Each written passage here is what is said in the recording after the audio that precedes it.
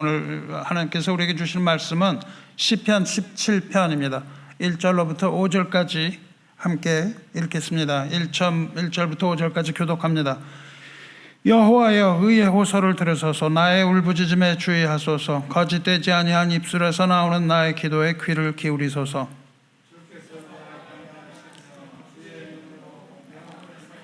주께서 내 마음을 시험하시고 밤에 내게 오셔서 나를 감찰하셨으나 흠을 찾지 못하였사오니 내가 결심하고 입으로 범죄하지 아니하리이다.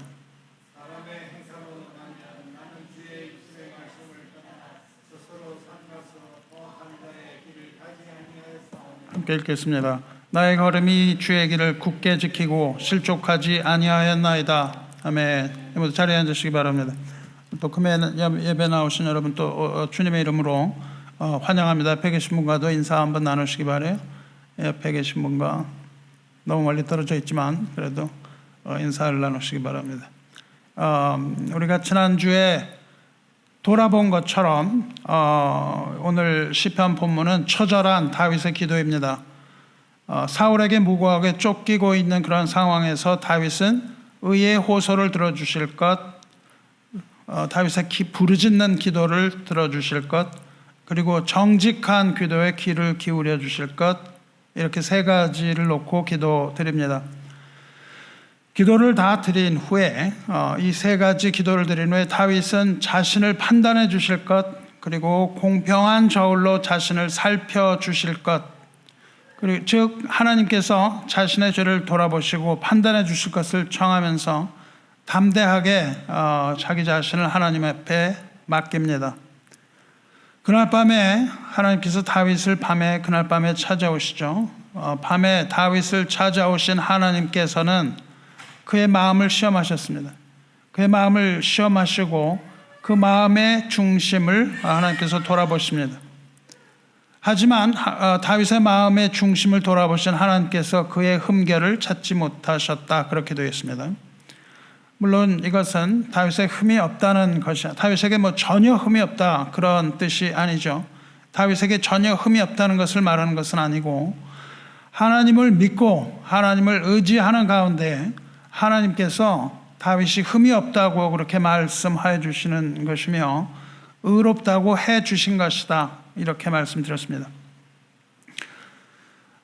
다윗과 사울 왕과의 이 치열한 관계에서 다윗의 마음의 중심을 보신 하나님께서는 그에게 죄가 없다고 이렇게 판결을 내려주셨어요. 오늘은 그 판결 이후의 이야기입니다. 무죄 판결을 받은 다윗이 어떠한 반응을 했는가, 그 다윗의 반응에 관한 내용이에요. 사랑하는 성도 여러분, 우리는 오직 믿음으로 구원을 얻습니다. 로마서 10장을 보면 10장 10절에 사람이 마음으로 믿어 의에 이르고 입으로 시인하여 구원에 이르느니라, 그렇게 말씀하셨습니다. 여기서 의에 이른다라는 말은, 혹은 의롭게 된다는 말은 법정 용어예요. 법정에서 유죄다, 무죄다 판단할 때 의롭다라는 말을 들으면 그거는 무죄라는 뜻이에요. 그러니까 재판에서 무죄 판결을 받는다는 거예요. 의롭다고 하는 것은 우리는 오직 마음으로 믿는 믿음과 죄를 회개하여 그 믿음을 하나님 앞에 고백함으로써 구원 얻습니다. 그렇다면 의롭다고 판결을 받은 그 후의 일은 어떻게 되는 것일까요? 오늘은 그 이후의 이야기입니다. 의롭다고 판결받은 그 후의 이야기며 구원 이후에 일어나는 성도의 반응 이야기입니다. 3절 다시 읽으면, 주께서 내 마음을 시험하시고 밤에 내게 오셔서 나를 감찰하셨으나 흠을 찾지 못하였사오니 내가 결심하고 입으로 범죄하지 아니하리이다, 이렇게 우리가 지난주에 돌아봤습니다. 그리고 그 앞에 찾지 못하였사오니까지가 지난주 설교의 말씀이었어요. 그리고 오늘은 그 이후입니다. 내가 결심하고 입으로 범죄하지 아니하리이다라는 그 고백부터 시작되는 거예요. 무죄 판결을 받은 다윗의 반응은 어떤 것이었나요? 네, 그렇습니다. 내가 결심하고 입으로 범죄하지 아니하리이다. 이렇게 번역이 되어 있는데 마치 나는 결심을 했고 그리고 나는 입으로 범죄하지 않겠습니다. 이렇게 이야기하는 것 같지만 그게 아니라 어떤 뜻이냐면 입으로 범죄하지 않을 것을 내가 결심합니다. 그런 뜻입니다. 결심하고 그리고 입으로 범죄하지 아니하리다. 그렇게 두 개로 된 게 아니라 입으로 범죄하지 않겠다고 내가 결심합니다. 이렇게 얘기하는 거예요. 그러니까 지금 무죄 판결을 받고 다윗은 뭐냐면 범죄하지 않겠습니다. 입으로 내가 범죄하지 않겠습니다. 이렇게 결심했어요. 인간은 누구나 타락한 존재예요. 그래서 이렇게 법정 판결을 받은 후, 즉 구원을 받은 후에 인간은 연약하기 때문에 언제나 죄를 짓기 쉬운 존재다 그겁니다. 다시 또 죄를 질 수 있다는 거예요. 구원파 같은 경우는 어떻게 합니까? 구원을 받으면 절대 죄를 짓지 않는다 이렇게 얘기하는데 그렇지 않죠. 우리는 매일매일 크고 작은 죄를 짓는 죄인이에요. 구원을 받았다 할지라도 그 이후에 일어나는 것은 또다시 죄를 짓고 마는 자신을 보는 겁니다. 아주 죄를 짓기가 쉬운 상태죠. 비록 주님의 자비로우심을 따라서 우리의 모든 죄가 용서를 받았다 할지라도 우리는 매일매일 짓고 또한 매일매일 짓는 그 죄를 씻어야만 하는 것이죠. 오늘도 우리가 이렇게 예배당에 와서 우리는 우리의 죄를 또 씻는 겁니다. 예수님께서 잡히시기 전날 밤에 저녁을 잡수신 후에 제자들의 발을 씻어 주시죠.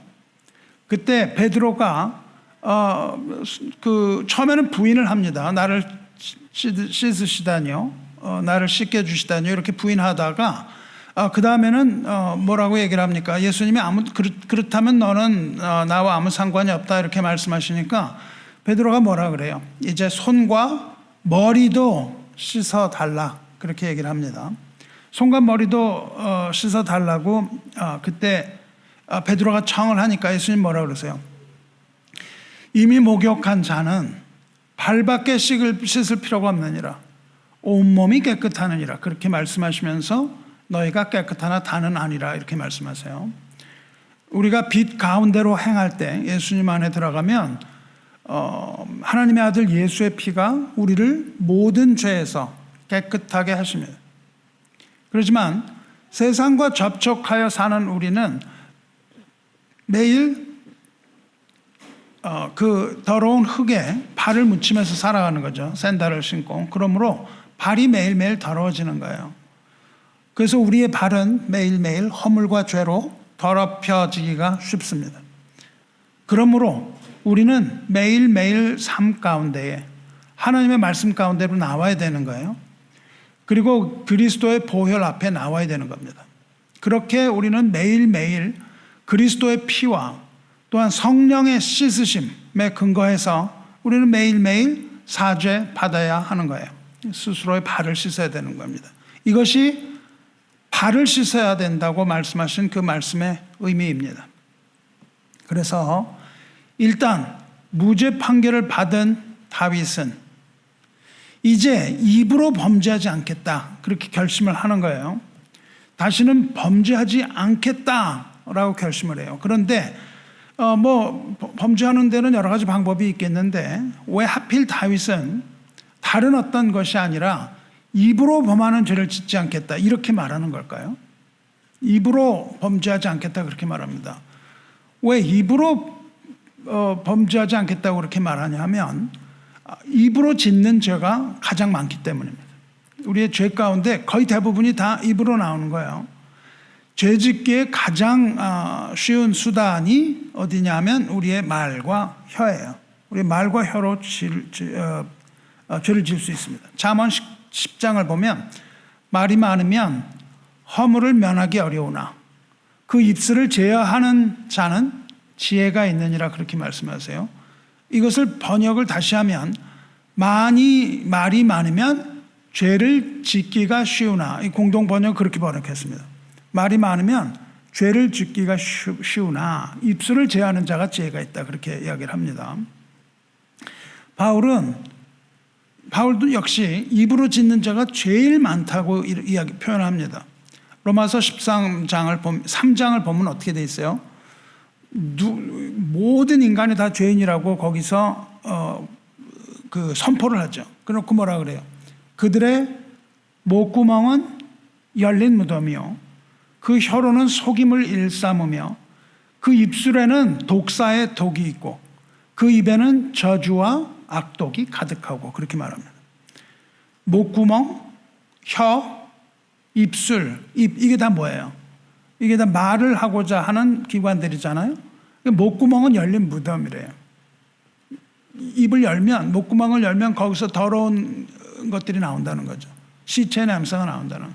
혀로 어떻게 해요? 속이고, 입술에 남을 해코지하는 독사의 독이 입술에 있고, 그 입에서 나오는 거는 저주와 악독, 이런 것들이 있다 이겁니다. 그러니까는 로마서에서 말하는 그 죄의 대부분은 말로 짓는 죄예요. 우리가 말 때문에 짓는 죄가 너무나 많습니다. 우리의 입은 얼마나 위험한 존재예요. 우리의 신체 중에 가장 위험한 부분이 입입니다. 그래서 입으로 범죄하지 않아야 되겠다라고 결심하는 거예요. 입으로 범죄하지 않으려면 결심하고 또 결심을 해야 되지 않겠습니까? 우리가 우리의 손과 발은 묶을 수가 있습니다. 그러나 그 어느 누가 우리의 혀를 묶을 수가 있겠어요? 혀를 묶을 수 있는 건 아무것도 없어요. 손과 발이 짓는 죄는 묶을 수가 있습니다. 그래서 야고보사도 뭐라 그럽니까? 야고보서 1장 26절에 누구든지 스스로 경건하다 생각하며 자기 혀를 재갈 물리지 아니하고 자기 마음을 속이면 이 사람의 경건은 헛것이라 그랬습니다.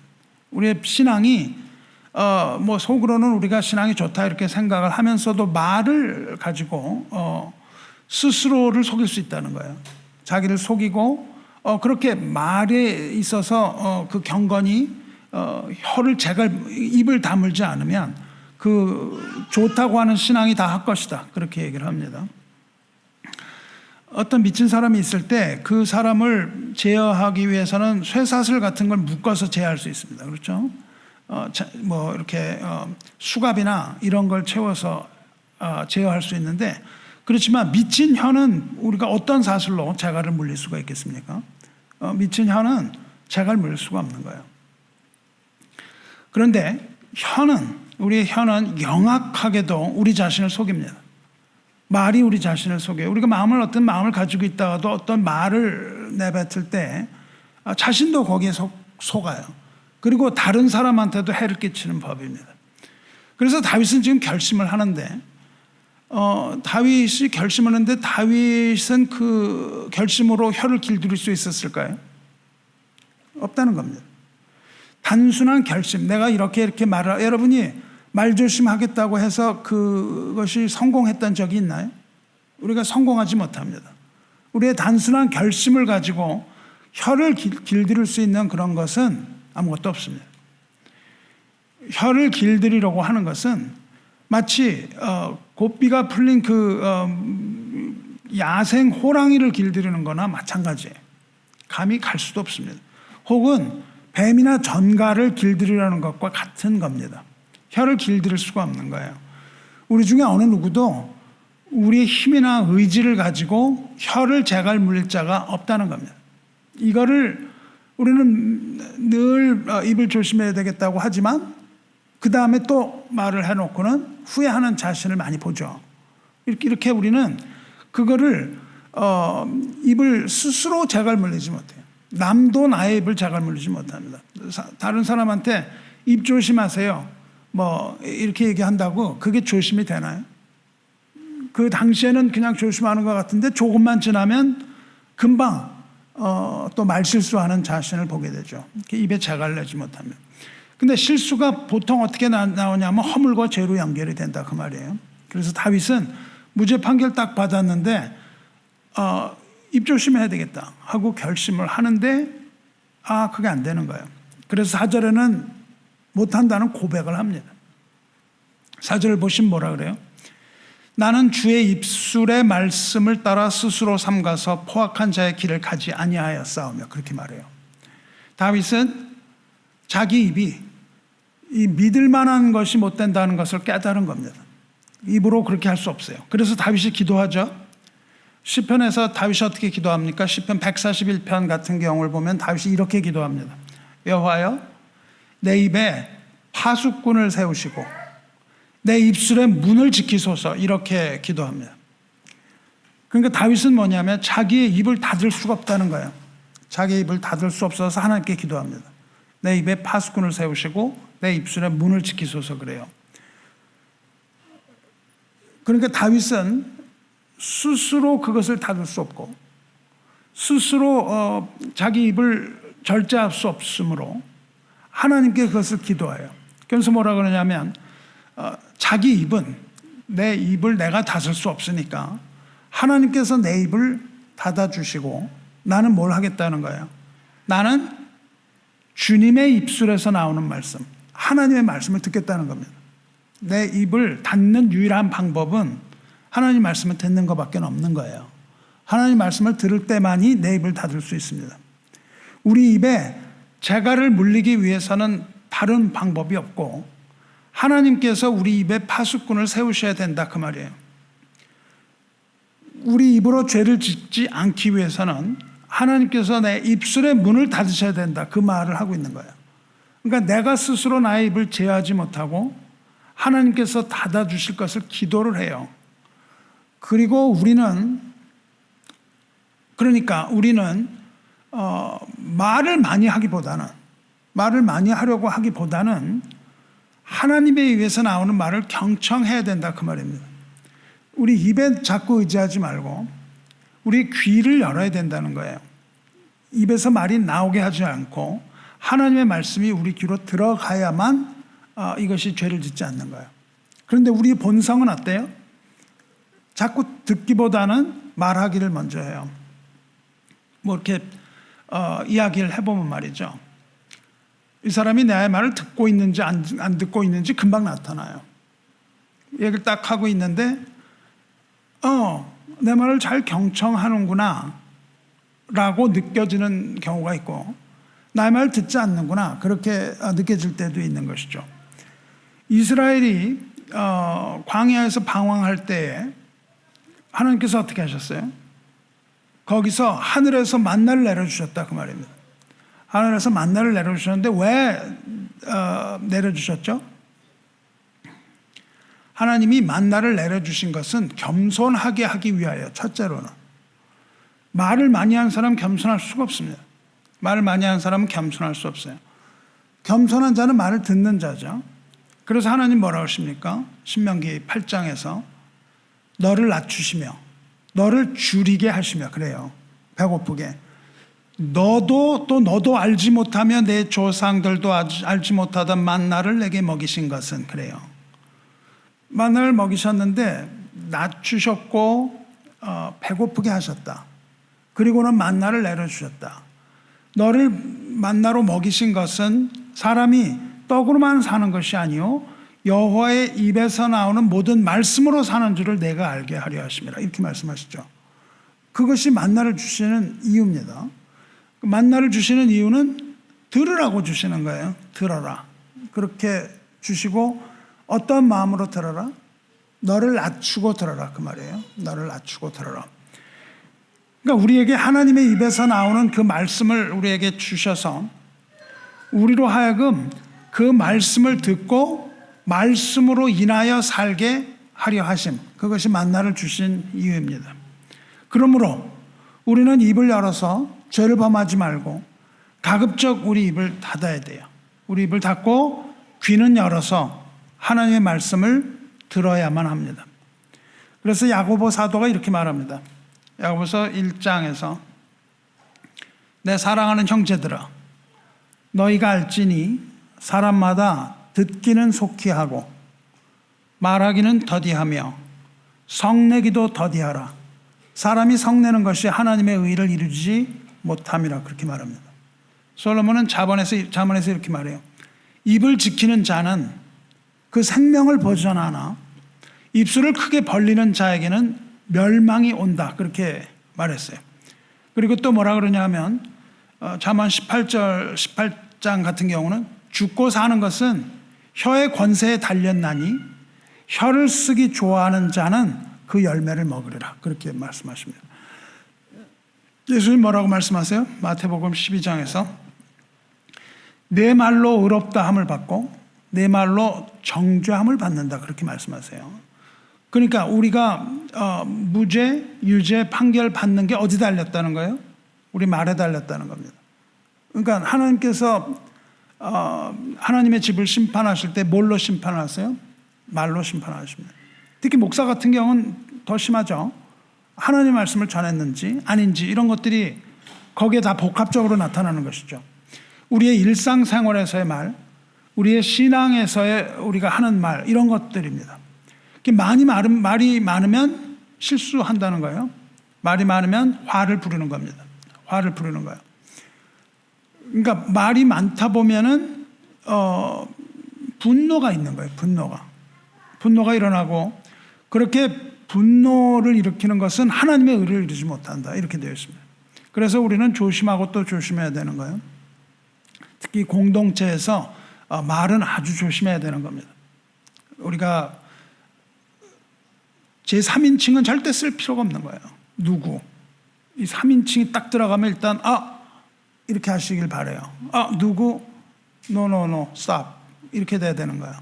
항상 말은 누구예요? 너, you, stop. 당신이라는으로 시작하는 문장은 다 빼시라고요. 누구로 시작하는 것만 해요? 나, 관한. 그거를 얘기하면 됩니다. 이걸 뭐라고 그러냐면 I word 그렇게 불러요. 나. 그러니까 어떤 사람이 잘못을 했어요. 그러면 너 그렇게 잘못했다고 얘기하려면 you라는 단어를 써야 되잖아요. 근데 어떤 사람이 나한테 심하게 대했단 말이죠. 그런데 그걸 내가 너라는 단어를 쓰면 네가 잘못했다는 게 돼버려요. 그렇게 하지 말고 나를 쓰라는 거죠. 나는 이렇게 느낀다고 얘기하면 되는 거예요. 당신이 그렇게 하는 게 나를 이렇게 느낀다 라고 얘기하는 것이 훨씬 좋은 화법이라고 얘기합니다.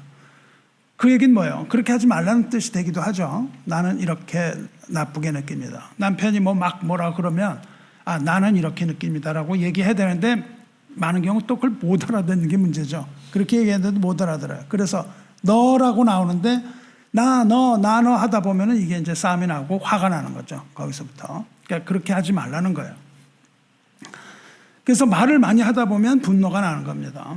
그렇다면 우리는 입으로만 범죄하지 않으면 되는 거예요? 말로만 안 하면 되나요? 그렇지 않죠.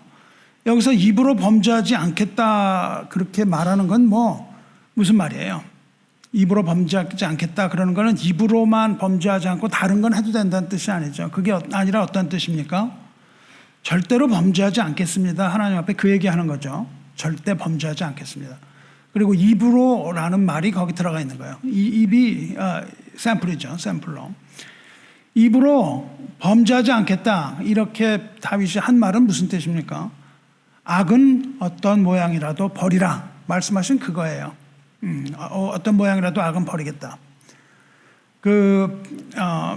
예수님 때에 수많은 사람들이 어떤 가늠한 여인을 둘러싸고 돌로 치려고 했죠.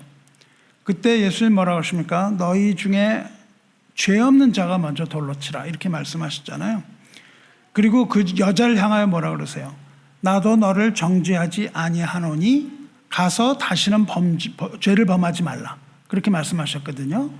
이거를 지금 다윗이 이거를 에코하는 거죠. 예수님의 이 말씀. 지금 죄를 지었는데 용서를 받았다 이 말이에요. 이 여인이 죄를 지었는데 용서를 받았잖아요. 용서를 받은 후에 예수님 뭐라고 그러세요? 네가 용서를 받았으니까 가서 다시는 죄를 범하지 말라. 이 말씀을 하신 것은 다윗이 지금 하고 있는 이야기랑 똑같단 말이죠. 근데 다윗은 지금 어느 입장에서 얘기를 해요? 판결을 받은 자의 입장에서 얘기를 하죠. 예수님은 어느 입장에서 말씀하십니까? 심판자의 입장에서 말씀하시거든요. 예수님이 심판자의 입장에서 가서 다시는 죄를 범하지 말라 말씀하신 것, 그 다음에 다윗은 내가 결심하고 하지 않겠다 이렇게 말했단 말이죠. 그러니까 다윗의 이 말은 내가 결심하고 다시는 범죄하지 않겠습니다 이렇게 얘기했어요. 무슨 말이죠? 우리는 이 말을 보고 무엇을 배워야 합니까? 만일 우리가 지금 어떤 산 위에 서 있다면 말이죠. 롯처럼 도망을 가다가 산에 서 있다면은 롯의 아내처럼 그 뒤에 있는 소돔 땅을 바라보지 말라 그 말이죠. 그리고 만일 우리가 지금 노아의 방주 안에 있다면 그 까마귀처럼 바깥으로 나가지 말라 그 말입니다. 방주 안에 그냥 있어야 되고요. 산으로 도망칠 때는 그냥 그 소돔이 궁금해서 소돔을 땅을 돌아보면 안 되는 거예요. 다시 죄를 짓는 거죠. 거길 가면서. 방주에 있다가 방주 바깥으로 나가면 어떻게 돼요? 그게 다시 그런 죄를 짓는 거죠. 만일 우리가 몸을 깨끗이 씻었다면 어떻게 돼요?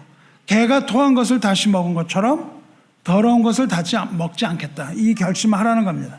우리가 만일 우리가 가나안으로 향해서 지금 가고 있다면 우리는 그 고기 삶은 냄비, 부추 이렇게 그런 것들을 그리워하지 말라는 거죠. 우리는 왜 자꾸 그렇게 돌아보죠?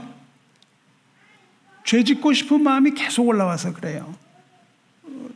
우리가 구원을 받았음에도 불구하고 구원이라는 건 뭘 얘기합니까? 지금 허물이 없다고 판단하신 것 그거거든요. 의롭다 하신 것. 근데 그 후에 계속 이런 것들을 그리워하고 있다 이거예요. 세상을 그리워하면서 이렇게 하는데 그러지 말라는 거죠. 성도 여러분, 우리가 가나안으로 지금 행진하고 있다면, 가나안을 향해서 행진하고 있다면 애굽으로 돌아가서는 안 되는 거예요. 애굽으로 가지 마셔야 됩니다. 만일 우리가 지금 지붕 위에 있다면 지붕 아래로 내려가지 말아야 된다는 거예요. 예수님 말씀하시잖아요. 지금 손에 쟁기를 쥐고 있다면 뒤를 돌아보지 말라고 말씀을 하신 거예요. 손에 쟁기를 잡고 뒤를 돌아보는 자는 하나님의 나라에 합당하지 않다. 그렇게 말씀을 하시거든요. 그러니까 지금 우리가 어디에 있는가를 봐야 돼요. 우리가 산에 있기도 하고 지붕 위에 있기도 하고 우리가 노아의 방주에 이미 타고 있기도 하고 가나안으로 애굽을 이미 떠나서 가나안으로 가고 있고 이런 구원의 여정에 있어서 다시는 돌아보지 말라. 그것을 결심하겠습니다. 그거예요. 그래서 우리는 결심하고 다시 범죄하지 말아야 된다 이거예요. 근데 그게 가능하냐 그 말이에요. 가능하지 않다고 말씀드렸어요. 그게 안 되는 거예요. 입으로 범죄하기가 쉬운 것처럼 다른 모든 죄도 범죄하기 쉽다 이 말이에요. 우리의 생각으로 범죄하기 쉽다는 거예요. 그래서 우리는 스스로 어떤 죄로부터도 우리는 스스로 자유롭게 될 수가 없다는 거예요. 왜 우리는 죄를 짓기를 멈추지 못할까요? 왜 죄를 짓기를 멈추지 못하죠? 다윗이 이렇게 말합니다. 나는 주의 입술의 말씀을 따라 스스로 삼가서 포악한 자의 길을 가지 아니하였으며 이렇게 말합니다. 그렇습니다. 왜 멈추지 못하죠? 죄를 멈추지 못하는 이유는 포악한 자가 있기 때문이라는 거예요. 포악한 자가 있어서 그 포악한 자가 보여주는 길이 보인다는 거예요. 포악한 자가 보여주는 길이 굉장히 좋아 보이는 거예요. 그것을 보는 겁니다. 그럼 여기서 말하는 포악한 자가 누구예요? 포악한 자가 누굽니까? 포악한 자가 누구냐면 공중권세를 잡은 마귀다 그겁니다. 옛 뱀이라고도 불리고 용이라고도 불리는 악한 존재가 있어요. 포악한 자라고 얘기합니다. 이 뱀이 이름이 또 있어요. 요한계시록을 보면 옛 뱀이라고도 하고 용인데 옛 뱀이라고도 하고 마귀라고도 부르는 용 그러고 나와요. 근데 그 뱀의 이름이 그 앞에도 나오는데 이사야서를 보면 그 뱀의 이름이 리워야단입니다. 리워야단. 이사야가 그렇게 묘사를 해요. 리워야단. 뭐라고 표현을 하냐면 꼬불꼬불한 뱀 바다에 있는 용 그렇게 말합니다.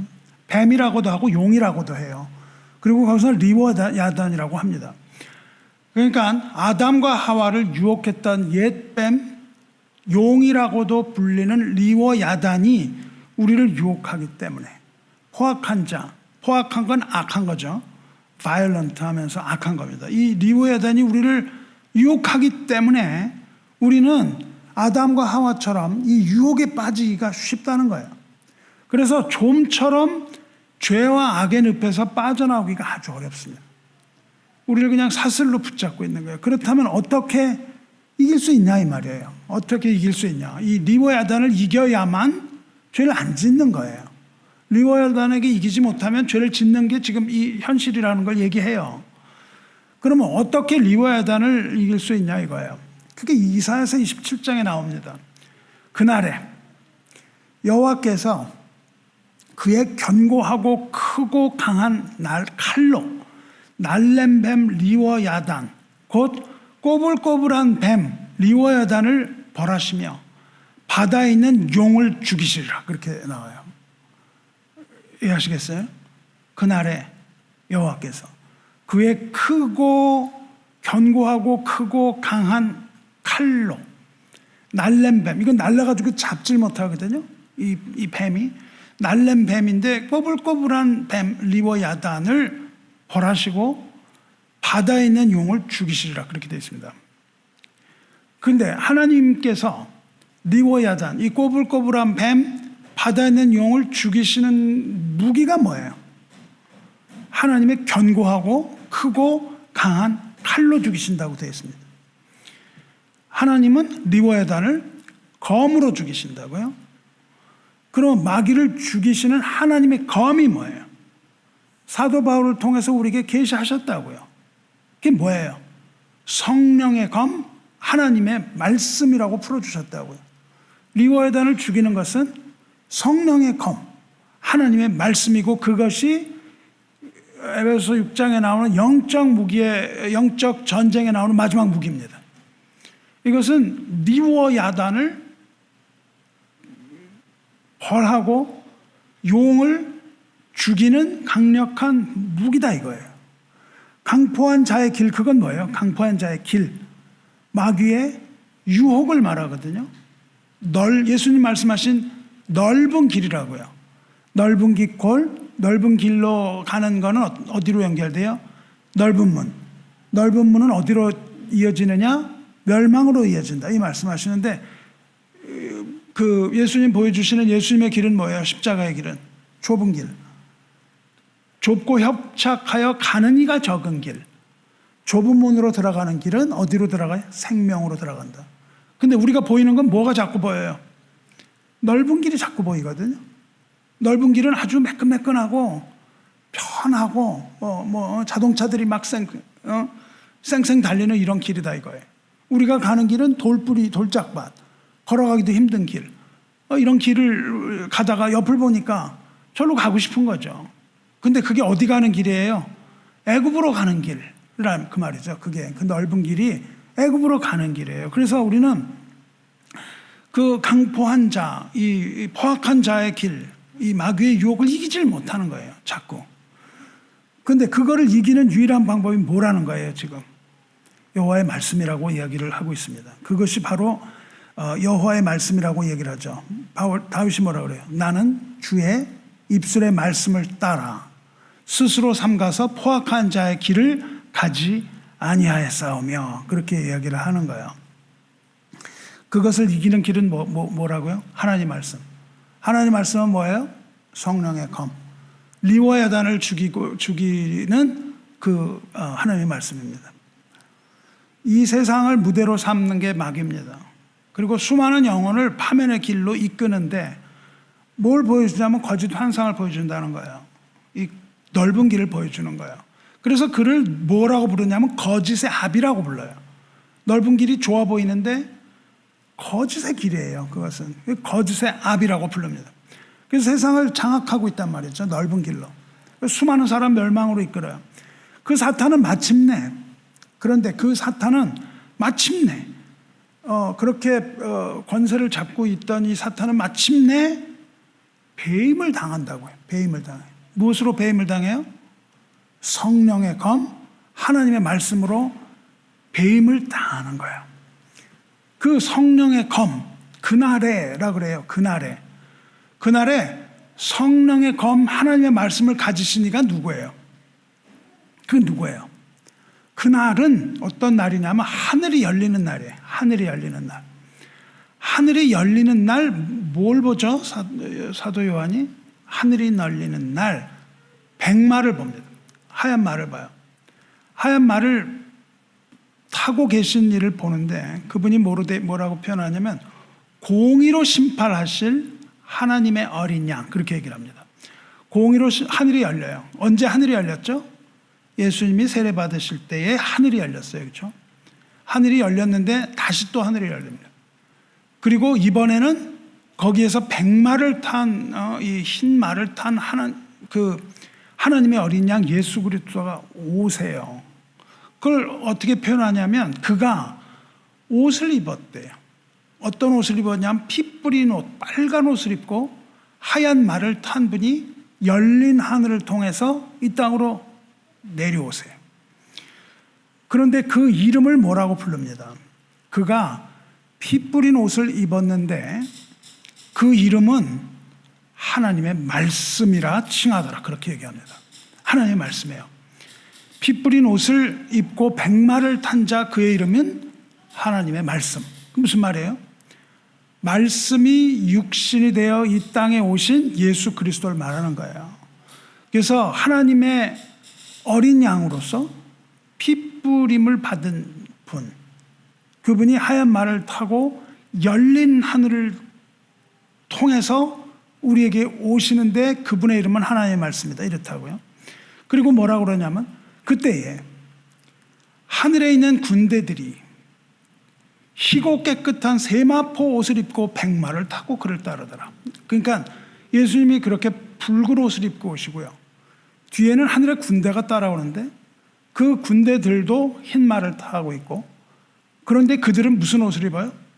하얀 옷을 입고 있다 이거예요. 그들은 뭡니까? 그 빨간 옷으로 예수의 피로 깨끗해진 자들이라고요. 그게 이제 하늘의 군대로 표현이 됩니다. 예수님께서 심판을 위하여 이 땅에 오시는 날입니다. 하늘에 열리고 심판을 위하여 오시는 날, 예수님은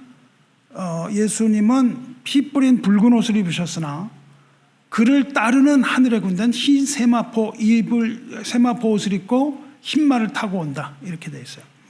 그 후에는 어떻게 되어 있냐면 그의 입에서, 이거는 예수님이죠, 말씀이라는 이름을 가진 예수님의 입에서 뭐가 나오냐면 예리한 검이 나오니, 그래요. 그러니까 예수님은 말씀인데 말씀에서 뭐가 나오냐면 검이 나온단 말이죠. 검이 나와요. 입은 뭐 하는 거라고요? 말하는 기관이잖아요. 그러니까 예수님의 입에서 뭐가 나오냐면 검이 나온다는 거예요. 검이 나와서 그것으로 만국을 치겠고 친히 그들을 철장으로 다스리며, 이건 예수님의 권세입니다. 철장으로 다스리며 또 친히 하나님 곧 전능하신 이의 맹렬한 진노의 포도주 틀을 밟겠고, 이건 심판을 말합니다. 그러니까 그 예수님의 입에서 나온 검, 이 리워야단, 그 마귀를 죽이실 그 검은 뭘 말해요? 예수님의 입에서 나오는 검, 다시 말해서 바울이 말한 성령의 검, 하나님의 말씀이에요. 그래서 예수님 뭐라고 말씀하십니까? 그 말씀으로 세상을 심판하시는데 무슨 근거로 심판하시냐면 우리 입에서 나오는 말로 심판을 받아요. 우리 입에서 나오는 말로 심판을 받는데 심판하는 수단은 하나님의 말씀. 하나님의 말씀으로 우리 입에서 나오는 말을 심판하신다, 이런 뜻이죠.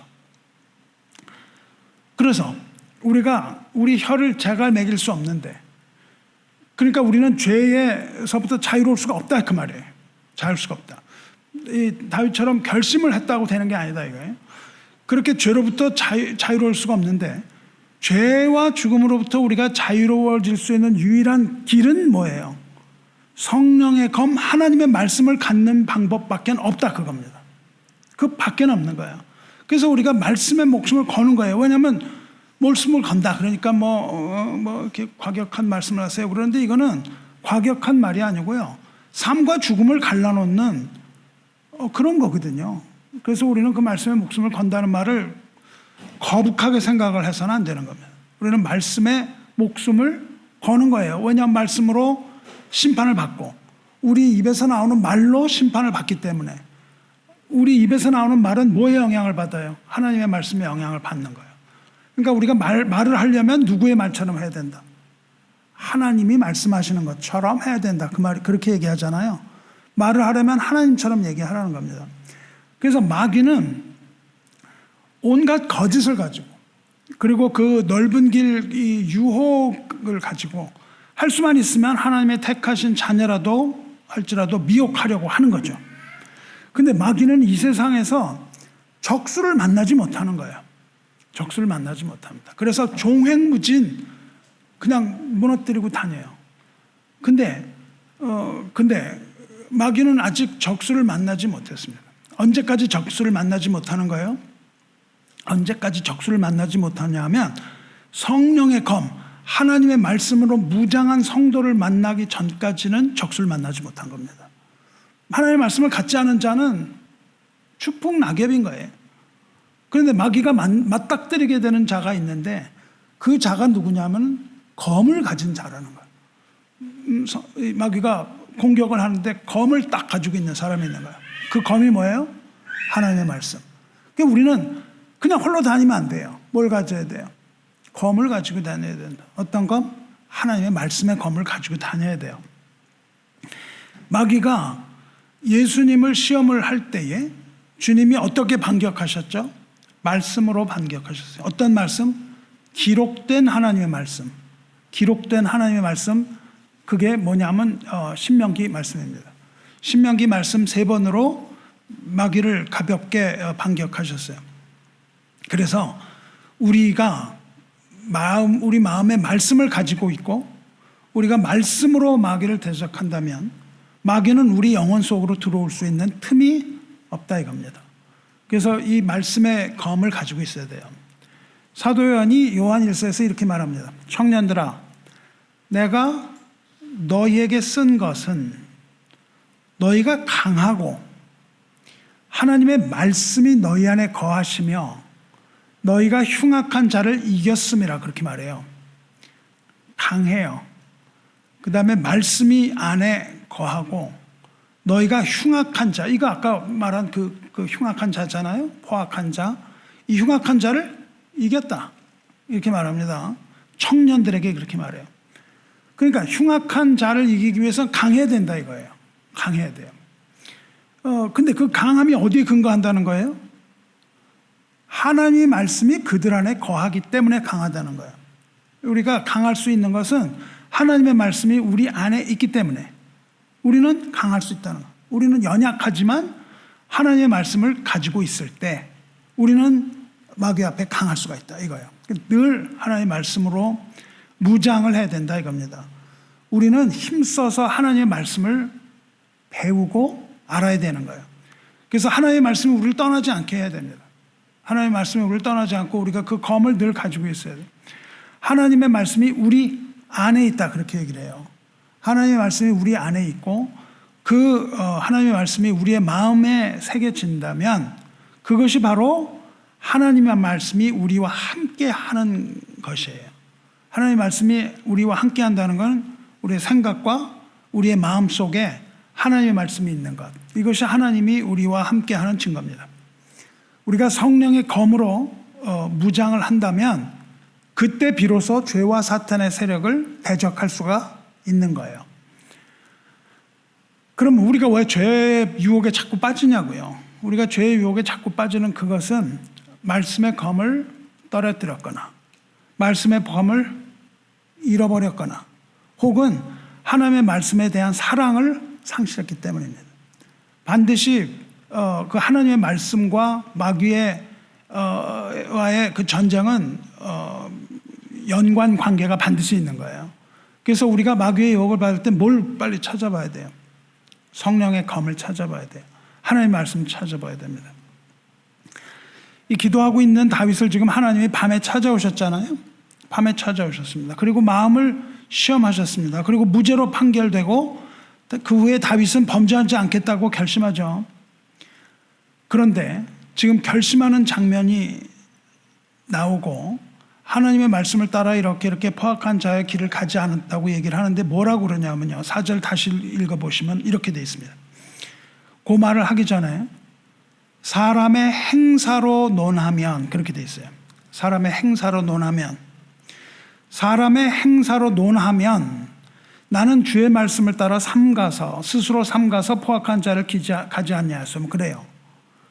행사라는 게 뭐예요? 그 앞에 하나님은 뭘 보시나요? 마음을 보셨다고요. 마음을. 다윗은 지금 무슨 얘기예요? 마음은 하나님이 오케이를 하셨는데 내가 보는 행위를 보니까 그렇지 않다는 겁니다. 그러니까 우리는 마음을 심판에서 마음의 무죄 판결을 받았는데도 행동이 자꾸 그렇게 나가는 거예요. 우리의 행동이. 그러니까 사람의 행사는 이건 뭐와 지금 대조되는 거예요? 3절에 있는 마음에 대조되는 게 지금 행사란 말이죠. 사람의 행사. 그러니까 내가 행함은 그런 뜻이에요. 내 행함은 하나님 말씀을 듣고 이렇게 했습니다. 그 말 한다고요. 마음은 뭘 말합니까? 인간의 내면을 말하죠. 내면. 행사는 뭐예요? 우리 외적인 모습을 말한다고요. 밖으로 드러나는 거. 그러니까 뭐예요? 그거는 인간의 삶, 우리의 삶을 말해요. 그러니까 속으로는 뭘 했다고 우리가 믿는다고 하면서 겉으로 엉뚱한 게 나오면 안 되는 거예요. 그 말이죠. 믿음을 가졌습니다. 그리고 믿음을 보여줄 수는 없잖아요. 근데 그것이 겉으로 드러나잖아요. 그렇죠? 이 겉으로 드러나는 그것을 말합니다. 하나님께서는 다윗의 마음, 중심을 살피시고 판단하셨어요. 무죄 판결 났어요. 그러면 다윗은 뭘로 응답하는 거예요? 행함으로 응답한다 그 말이에요. 믿음으로 구원을 받았잖아요. 하나님께. 뭘로 우리가 응답을 해야 돼요? 나는 믿음입니다. 나는 믿는 자예요. 이걸로 응답 못한다는 거예요. 우리가 믿음으로 구원을 받았으면 우리의 응답, 하나님의 계시에 대한 응답, 하나님의 은혜에 대한 우리의 반응, 이런 것들은 뭘로 나타나요? 행위로 나타난다 이거예요. 그래서 우리의 행위가 우리 믿음의 증거다 이거예요. 증거. 말로만 믿습니다. 우리의 신앙이 대단한 것처럼 얘기를 하는데 겉으로 보니까 전혀 그게 아니다. 그러면은 그건 열매가 없는 거예요. 그 다윗은 지금 무엇으로 말합니까? 행위로 응답했어요. 다시 말하면 하나님의 말씀을 따라 사는 순종의 삶이다 그 말이에요. 말씀을 듣고 그것을 따라 사는 삶. 하나님이 자비함으로 다윗을 대하시거든요. 지금 다윗이 뭘 잘했다는 게 아니라 하나님의 자비함으로 무죄 판결 딱 내리세요. 우리가 믿음으로 구원받는다는 말은 우리의 그냥 센 믿음을 가지고 나가가지고 이걸 인정받아서 우리가 구원받는다는 뜻이 아니에요. 우리의 믿음으로 구원받는다는 것은 우리가 믿음이 얼마나 있겠어요. 하나님께서 자비함으로 우리가 가지고 나간 조그만 믿음 하나를 하나님이 인정해 주신 거예요. 그러니까 거기에 자랑할 게 하나도 없다고요. 우리의 믿음을 자랑할 게 하나도 없고 우리는 그 하나님의 자비로우심, 하나님의 은혜에 뭘로 응답해야 돼요? 우리의 삶으로 응답을 해야 된다 이거예요. 그래야 반응이 되는 거죠. 그거를 뭐라고 불러요? 성령의 열매, 그렇게 부르는 거예요. 열매가 없이는 하나님을 영화롭게 할 수 없다 그랬어요. 그러니까 우리 열매라는 건 대단히 중요합니다. 그러므로 다윗과 같이 그런 믿음으로 행하는 그 믿음을 가지고 행하는 그 믿음을 구하시기를 주님의 이름으로 축원합니다. 성도 여러분, 이제 말씀을 맺겠습니다. 다윗은 모든 죄와 악을 피했어요. 그렇죠? 피했습니다. 그런데 다윗이 그렇게 할 수 있었던 이유가 뭐라고요? 결심하고 안 하겠다는 결심이 아니라 무엇이었어요? 주의 입술의 말씀, 곧 하나님의 계시의 말씀 안에서 그것을 이룰 수 있다고 다윗이 지금 고백을 하고 있는 거예요. 하나님께서는 다윗의 마음의 중심을 보고 판단하셨고 다윗은 그 행함으로 인간의 행사로서 답했다 이거죠. 이게 아름다운 하나님의 계시와 인간의 응답입니다. 이러한 것을 여러분과 제가 함께 하게 되기를 축원합니다. 성령의 검, 하나님의 말씀을 가지고 이제 우리는 결심하는 거예요. 포악한 자의 길을 걷지 말고 하나님의 말씀을 듣기로 결단을 하는 겁니다. 그리고는 어디로 걸어가요? 십자가의 길, 예수 그리스도의 길, 좁지만 생명으로 가는 길, 이 십자가의 길을 걸으시기를 주님의 이름으로 축원합니다. 기도하겠습니다. 자비로우시며 은혜로우신 하나님 아버지, 밤중에 우리를 찾아오셔서 우리 마음을 시험하시고 마음의 중심을 감찰하시는 하나님 아버지, 죄 많은 인생이라 할지라도 예수 그리스도로 옷 입은 하나님 자녀의 죄를 보지 않으시고 눈을 감으시는 하나님 아버지, 우리의 죄를 도말하시고 기억도 하지 않겠다고 하신 하나님께서 우리의 마음을 보시고 예수 그리스도의 공로로 우리의 죄를 사해 주신 하나님께 감사 또 감사드리나이다. 우리가 얼마나 더러운 죄인인지 스스로 깨달아 주 앞에 나왔사오니 그리스도의 피로 용서하여 주신 하나님께 감사드립니다. 다윗을 본받아서 우리도 이제 결심하고 입으로 범죄하지 않겠나이다. 그러나 우리가 연약하여 스스로 죄를 이기지 못하오니 우리를 강하게 하셔서 그 모든 죄악을 이기고 승리하게 해 주시옵소서. 말씀 안에 거할 때 강하게 되는 법을 알려주셔서 감사합니다. 성령을 우리에게 부어주셔서 성령의 검, 곧 하나님의 말씀으로 무장하게 하셔서 이제 주의 말씀을 따라 살게 하여 주시옵소서. 두려움과 떨림으로 스스로 삼가기로 마음을 정했나이다. 말씀을 따라가고 포악한 자의 길에 나가지 않겠나이다. 우리를 지켜주실 것은 오직 하나님의 말씀의 검뿐이오니 말씀의 검, 성령의 검으로 꼬불꼬불한 뱀 리워야단을 찌르시고 바다의 용을 죽이시옵소서. 백마 타고 다시 오실 우리 주 예수 그리스도께서 말씀으로 그 뱀을 죽이실 그날까지 우리도 또한 성령의 검을 들고 마귀를 대적하는 용감한 주의 군사 되게 하여 주시옵소서. 말씀이 육신이 되어 이 땅에 오신 우리 주 예수 그리스도의 이름으로 기도드리옵나이다. 아멘.